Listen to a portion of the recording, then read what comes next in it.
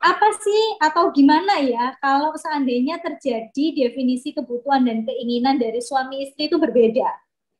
Gimana Nah, menurut Bu Shirley? iya nih. Jadi memang yang pertama kita tuh mesti bikin komitmen ya sama pasangan ya.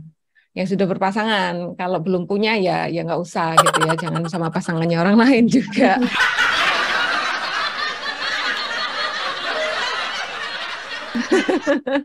Yang sudah punya Iya. pasangan tuh diajak bikin komitmen bersama untuk punya tujuan keuangan. Nah, ini penting banget ini ya. Karena kalau enggak bisa jadi akarnya atau inisiasinya rumah tangga itu bisa pecah gitu.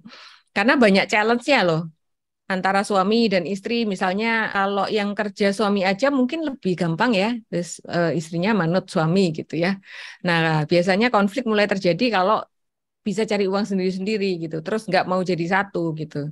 Nah, terus yang laki merasa, oh ini uang bersama, yang perempuan merasa, oh, ya bukanlah, uangmu, uangku, uangku ya uangku, kan gitu. Oh, wes angel, angel, angel, angel. Nah, ini kalau nggak pernah dibicarakan, akhirnya ada konflik-konflik kecil gitu ya.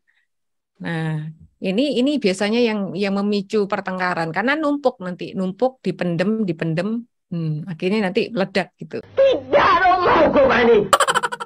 Karena kan apa yang penting buat suami belum tentu penting buat istri gitu ya. Apa yang penting suami nggak pakai komunikasi terus beli aja gitu. Misalnya yang istri ini baru ikut main Wealth gitu kan. Nah, suaminya nggak ikut gitu. Sehingga dia ya nggak tahu tentang budgeting, sisa-sisa gitu ya. Terus akhirnya kita pakai ilmu ini untuk menjudge orang lain. Biasanya kan seringkali begitu ya ketika kita terima terima ilmu, kita pakai untuk menjudge orang lain. Nah, itu nggak dikomunikasikan tapi dijudge langsung ngomong kamu kok begini begini begini itu kan nggak penting lah. Kau ini cari siapa? Nggak penting buat siapa kan gitu ya. Nah, tentang mengasih banyak hal sih tentang ngasih uang ke orang tua atau ngasih orang ke nyumbang kemana itu bisa jadi sumber konflik juga. Satunya contoh gitu ya, saya dulu pernah mau beli rumah di perumahan baru bagi saya karena oh ini nilainya naik banyak karena lahannya bla bla bla lah. Saya banyak pertimbangan, saya mau beli di situ gitu. Nah suami suami saya nggak mau, maunya yang sudah terkenal gitu ya. Nah ini punya pertimbangan sendiri, saya nggak mau yang udah terkenal karena mahal gitu ya. Nah ini kalau nggak punya kesepakatan, terus yang nggak punya uang sendiri-sendiri juga repot. Kalau punya uang sih gampang, beli aja dua-dua gitu ya.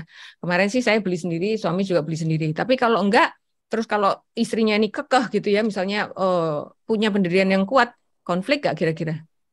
Iya, jadi Kok kamu konflik. nggak cinta sama aku sih? Kok kamu egois, nurutin maunya kamu aja? Mentang-mentang aku nggak cari uang. Nah, jadi baper kan? Ojo kon reken, sabar ae, sabar ojo kon reken. Sing penting rezeki. Selamatan. Ya. Nah, berarti Bu Shirley tadi kan udah jelas ya, berarti mulainya adalah kalau seandainya suami istri itu punya kebutuhan dan keinginan yang berbeda, maka harus ada komitmen dalam mengelola Yes. keuangan. Nah, tantangannya apa lagi Bu Shirley? Kira-kira dalam membangun komitmen itu ketika kita mau mengelola keuangan, apalagi kalau seandainya bergaji minim tuh. Bukan tidak Iya. berpenghasilan ya, tapi bergaji minim tadi. Iya, jadi ya tantangannya ya di komunikasi tadi itu ya. Jadi dikomunikasikan tujuan keuangannya. Nah, kemudian yang kedua itu kan dengan dikomunikasikan kita juga perlu ini apa Yunike untuk financial check up ya. Oke.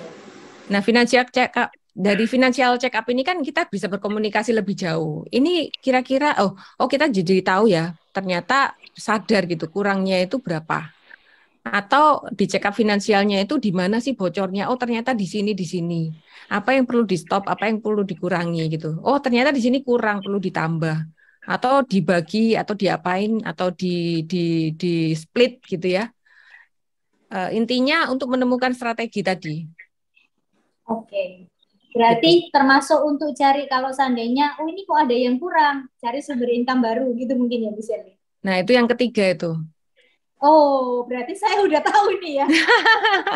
Iya, iya, iya, iya. Karena memang Iya, keuangan itu seperti itu ya Bu Shirley. Di mana-mana permasalahannya adalah kita juga harus bisa financial check up ya. Kalau financial check up ketemu permasalahannya, ya berarti cari sumber income baru salah satunya. Mungkin ada cara lain lagi Bu Shirley. Benar, kalau di financial check up itu kan kita tahu ya, kita misalnya punya tujuan nih dana pensiun tadi sama pendidikan anak 2 itu aja. Kalau kita nggak financial check up, kita nggak tahu loh gaji kita ini cukup apa enggak. Benar nggak? Nggak tahu. Dengan check up itu kita masukin tujuan keuangan, di situ kelihatan jelas. Ternyata gaji kita ini kurang loh. Berarti kita perlu nambah loh. Nah, di situ akan jelas. Nah, tapi biasanya ya kalau dihitung itu idealnya selalu kurang kok. Karena saya coba itu memang selalu kurang. Oh, wes angel. Gitu ya. Memang zaman sekarang ini udah nggak bisa kayak dulu lagi mengandalkan dari satu income aja, yang mana income-nya itu terbatas, dibatasin gitu loh. Misalnya nggak bisa melebihi atasannya atau nggak bisa melebihi bosnya ya. Biasanya selalu kurang gitu. Nah, makanya teman saya yang 100 juta per bulan itu aja merasa UMR.